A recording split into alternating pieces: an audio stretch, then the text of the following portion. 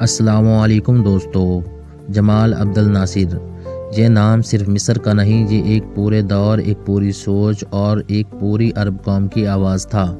20ویں صدی میں جب عرب دنیا غلامی، بادشاہتوں اور مغربی طاقتوں کے شکنجے میں جکڑی ہوئی تھی، تب ایک نوجوان فوجی افسر نے یہ خواب دیکھا کہ عرب قوم سر اٹھا کر جی سکتی ہے، اپنی تقدیر خود لکھ سکتی ہے اور دنیا کو یہ بتا سکتی ہے کہ وہ کمزور نہیں بلکہ زندہ ہے۔ جمال عبد الناصر 15 جنوری 1918 کو اسکندریہ مصر میں پیدا ہوئے۔ ان کا تعلق کسی شاہی خاندان سے نہیں تھا، نہ ہی وہ کسی امیر گھرانے میں پیدا ہوئے۔ ان کے والد ایک سادہ سرکاری ملازم تھے، جنہیں مختلف شہروں میں نوکری کے باعث بار بار تبادلے کا سامنا کرنا پڑتا تھا۔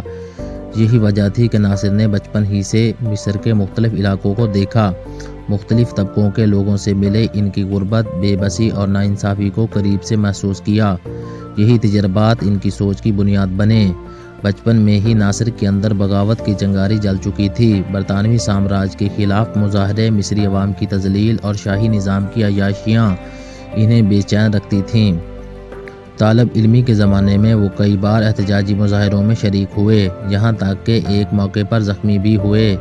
یہی وہ وقت تھا جب انہوں نے فیصلہ کر لیا کہ صرف تقریریں کافی نہیں، طاقت کے نظام کو بدلنے کے لیے طاقت ہی درکار ہے۔ اسی سوچ کے تحت ناصر نے فوج میں شمولیت اختیار کی۔ ان کا ماننا تھا کہ فوج ہی وہ ادارہ ہے جو مصر کو آزاد کرا سکتا ہے۔ فوج میں رہتے ہوئے انہوں نے نہ صرف عسکری تربیت حاصل کی بلکہ سیاسی شعور بھی گہرا کیا۔ وہ تاریخ پڑھتے، انقلابی لیڈروں کو مطالعہ کرتے اور عرب دنیا کے مسائل پر گھنٹوں سوچتے رہتے۔ 1948 کی عرب اسرائیل جنگ ناصر کی زندگی کا اہم موڑ ثابت ہوئی۔ اس جنگ میں مصر اور دیگر عرب ممالک کو بدترین شکست کا سامنا کرنا پڑا۔ ناصر نے اپنی آنکھوں سے دیکھا کہ کس طرح ناقص قیادت، کرپشن اور سیاسی نااہلی نے عرب فوجوں کو کمزور کر دیا۔ یہ شکست صرف فوجی نہیں تھی، یہ پوری عرب قوم کی تذلیل تھی۔ اسی دن ناصر نے یہ تہیہ کر لیا کہ اگر مصر کو بچانا ہے تو سب سے پہلے اندرونی نظام کو بدلنا ہوگا۔ اسی سوچ سے فری آفیسرز موومنٹ نے جنم لیا۔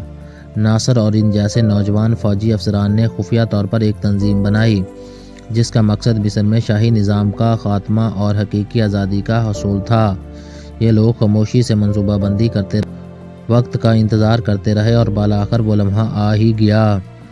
23 جولائی 1952 کی رات مصر کی تاریخ بدل گئی۔ فری آفیسرز نے بغاوت کر دی۔ شاہ فاروق، جو عیاشیوں اور نااہلی کی علامت بن چکا تھا، اقتدار چھوڑنے پر مجبور ہو گیا۔ مصر میں صدیوں پرانا شاہی نظام ختم ہو گیا۔ ابتدا میں جنرل محمد نجیب کو صدر بنایا گیا، مگر اصل طاقت آہستہ آہستہ جمال عبد الناصر کے ہاتھ میں آتی چلی گئی۔ 1954 میں ناصر نے مکمل اقتدار سنبھال لیا۔ وہ مصر کے وزیر اعظم اور پھر صدر بنے۔ اقتدار سنبھالتے ہی انہوں نے اصلاحات کا آغاز کیا۔ جاگیرداری نظام کو کمزور کیا گیا، زمین کسانوں میں تقسیم کی گئی، تعلیم اور صحت پر توجہ دی گئی۔ سب سے بڑھ کر مصر کو حقیقی معنوں میں آزاد بنانے کا عزم دہرایا گیا۔ 1956 میں ناصر نے وہ قدم اٹھایا جس نے انہیں عالمی سیاست میں ایک انقلابی رہنما بنا دیا۔ انہوں نے نہر سویز کو قومی ملکیت میں لینے کا اعلان کر دیا۔ نہر سویز صرف ایک آبی راستہ نہیں تھی بلکہ برطانیہ اور فرانس کے معاشی مفادات کی شہرک تھی۔ ناصر کے اس اعلان نے دنیا کو ہلا کر رکھ دیا۔ برطانیہ، فرانس اور اسرائیل نے مل کر مصر پر حملہ کر دیا۔ یہ تاریخ میں سویز بحران کے نام سے جانا جاتا ہے۔ مصر فوجی طور پر کمزور تھا مگر ناصر کے حوصلے بلند تھے۔ عالمی دباؤ، خاص طور پر امریکہ اور سوویت یونین کی مداخلت کے باعث حملہ آور افواج کو پیچھے ہٹنا پڑا۔ یہ مصر کی نہیں بلکہ ناصر کی ذاتی فتح تھی۔ وہ عرب دنیا کا ہیرو بن چکا تھا۔ اس کامیابی کے بعد ناصر صرف مصر کا لیڈر نہیں رہا بلکہ پوری عرب دنیا کا قائد بن گیا۔ انہوں نے عرب قوم پرستی کو فروغ دیا، عربوں کو ایک قوم بننے کا خواب دکھا دیا۔ ان کا نظریہ ناصرازم کہلایا، جس کی بنیاد سوشل انصاف، سامراج دشمنی اور عرب اتحاد پر تھی۔ 1958 میں مصر اور شام نے مل کر متحدہ عرب جمہوریہ قائم کی۔ یہ ناصر کے خواب کی عملی شکل تھی۔ اگرچہ یہ اتحاد زیادہ عرصہ قائم نہ رہ سکا مگر اس نے ثابت کر دیا کہ عرب اتحاد ممکن ہے۔ ناصر نے فلسطینی کاز کی بھرپور حمایت کی۔ اسرائیل کو وہ عرب دنیا کے لیے سب سے بڑا خطرہ سمجھتے تھے مگر 1967 کی 6 روزہ جنگ ناصر کے لیے ایک بہت بڑا صدمہ ثابت ہوئی۔ اسرائیل نے مصر، شام اور اردن کو بدترین شکست دی۔ جزیرہ نما سینا مصر کے ہاتھ سے نکل گیا۔ یہ شکست ناصر کے لیے ذاتی اور سیاسی دونوں لحاظ سے تباہ کن تھی۔ ناصر نے قوم سے کتاب میں استعفیٰ دینے کا اعلان کیا، مگر لاکھوں مصری سڑکوں پر نکل آئے اور ان سے اقتدار نہ چھوڑنے کی اپیل کی۔ یہ منظر اس بات کا ثبوت تھا کہ شکست کے باوجود ناصر عوام کے دلوں میں زندہ تھا۔